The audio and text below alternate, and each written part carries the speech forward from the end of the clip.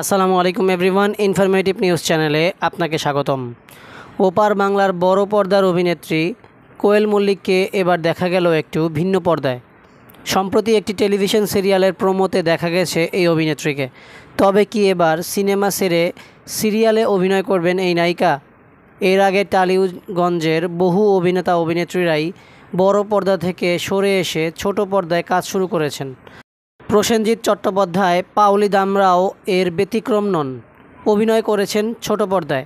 এবার নিশ্চয়ই বাংলা সিরিয়ালে কোয়েলকে দেখা যাবে এমনটি ধরে নিয়েছেন অনেকে। আবার কেউ কেউ মনে করছেন কোয়েলের মতো একজন তারকাকে দিয়ে ওই সিরিয়ালটির প্রচারণার কাজ চালানো হচ্ছে। মূলত বধুয়া নামের একটি বাংলা সিরিয়ালের প্রমোশনাল ভিডিওতে কোয়েল মল্লিককে দেখা গেছে। তাতে দেখা যায় নায়কের চরিত্র আবির সারাক্ষণই সমর্থন করে চলেছে নায়িকা পেখমকে।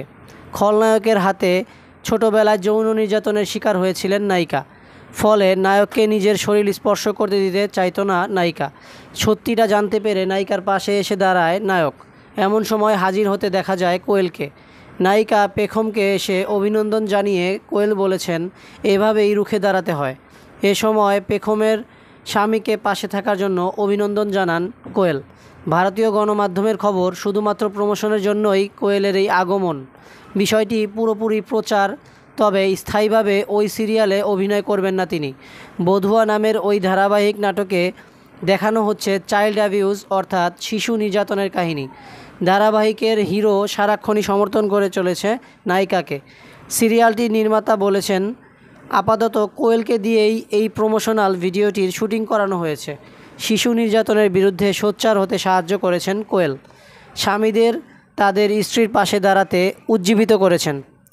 প্রসঙ্গত, মাত্র 21 বছর বয়সে সুপারস্টার জিতের বিপরীতে নাটের গুরু সিনেমা দিয়ে কোয়েলের পর্দায় অভিষেক।